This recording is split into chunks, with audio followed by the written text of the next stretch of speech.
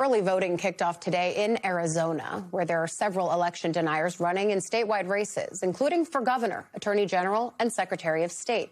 Since 2020, the state has been at the center of President Trump's big lie. One poll worker tells MS Now this means they face all kinds of questions now about voter integrity. There's always questions after elections. Well, how do you know there's no tampering? I said, because there's always checks and balances in what we do. No one is allowed to go into sites unaccompanied. There's usually 2 or more people. Everything is locked. There's cameras that people can log into and people can view as we're running the polling. MS Now national reporter Rosa Flores is traveling Route 66 to talk to Americans about what matters to them ahead of the midterms. She joins us now from Flagstaff, Arizona. Rosa, 3 incumbent Democrats could potentially face election deniers come November. Talk to us more about them and the way that this issue is really playing out in their races. You know, Ali, I talked to voters about this, and there's real concern about these election deniers ending up on the ticket in November and then possibly winning. And it's because of the power dynamic and what that would do here in the state of Arizona. And let me explain, as you mentioned, right now, these 3 top offices, the governor, the attorney general, the secretary of state, they have been fighting against the big lie. They have been fighting for voter rights and to protect voter information. Now, flip that the other way, and if these Republicans end up on the ticket and they end up winning, the concern is that they would be fanning the flames of the big lie. And so there is real concern from some of the voters that I talked to that that's where this state could end up, and then there would be no pushback against the Trump administration's relitigating of the 2020 election, and also about the Trump administration's seeking of voter information, not just in this state, but in other states.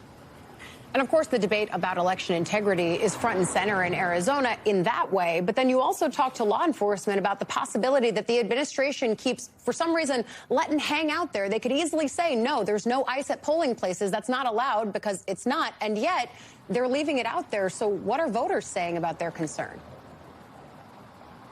Yeah, voters are definitely concerned about voter intimidation at the polls. But I did talk to the sheriff of Coconino County about this, and he said, look, it's very simple.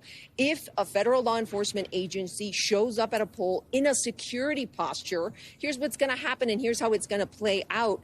Law enforcement here in the state of Arizona is going to contact that federal agency and tell them that it's against Arizona law for them to be in a security posture at the polls, and they are going to remind them, Ali, that they need to remove themselves from the polls. It should be that simple. Rosa, stay with me. The group chat is still here on set. You know, we were just talking about the heavy thread of election denialism that certainly Trump brought to the fore in 2020. We have seen a rush of these candidates now actively serving in Congress, in some places campaigning on election denialism themselves, something Ken Paxton did when I was down in Texas just a few months ago. And yet you brought up something that's so fascinating to me, that this is probably more of a consistent thread than we've seen in modern politics. I mean, it's not just started with Trump.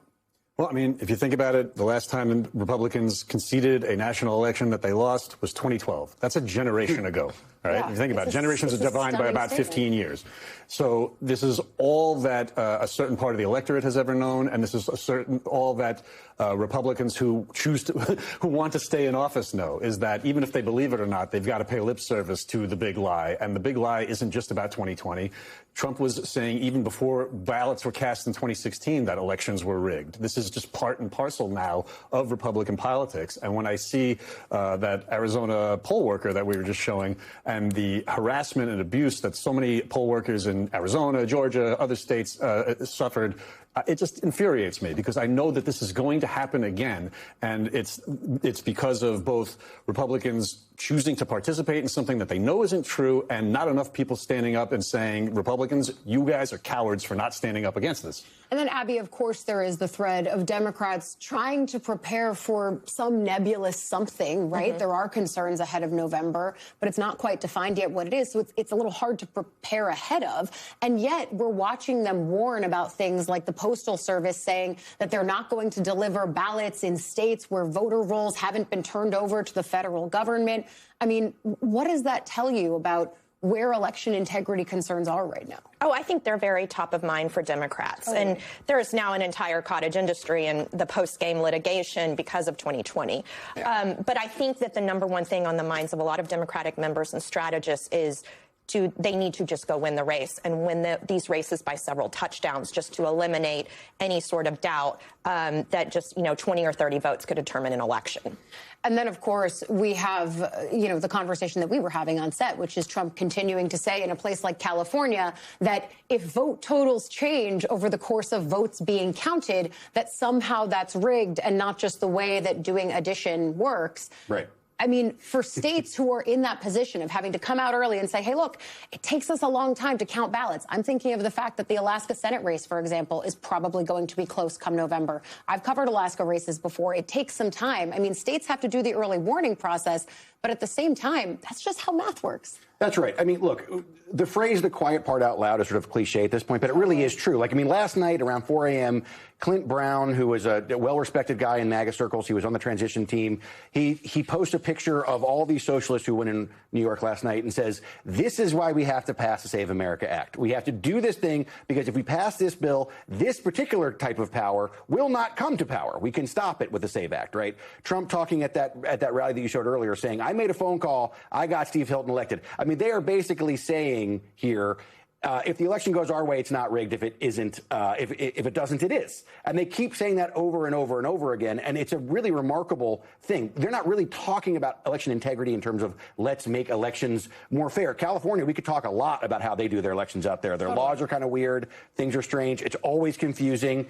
We're not having a conversation about that. We're having a conversation about if Republicans are winning, it's fair. If they're not, it isn't. And that is a really, really big change in how we think about politics. And it's exactly the thing that Trump, when I started covering him in 2015, already started previewing. And I think because he won in 2016, we didn't have to contend with the actual rubber meeting the road of what that kind of a statement meant. And yet, of course, in 2020, we watched what ultimately ended up happening. Rosa, if I come back to you on the ground in Arizona, are voters talking about this as you ask them about politics, or are they focused elsewhere? I wonder if it's top of mind.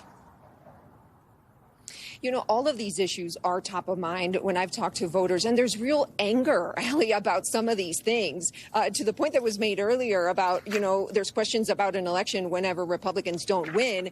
I've heard that from some voters, and there's also a lot of anger about the attack to mail-in voting. I talked to a 76-year-old who's very angry about this. She says that she's been voting via mail for years. It allows her to do her research, to look at the candidates carefully, and make educated decisions. And she said, look, this is an attack on her right to representation. And it's an attack to all Americans' rights to representation if their mail-in ballots don't count. But here's what stuck with me the most. It was why it made her emotional.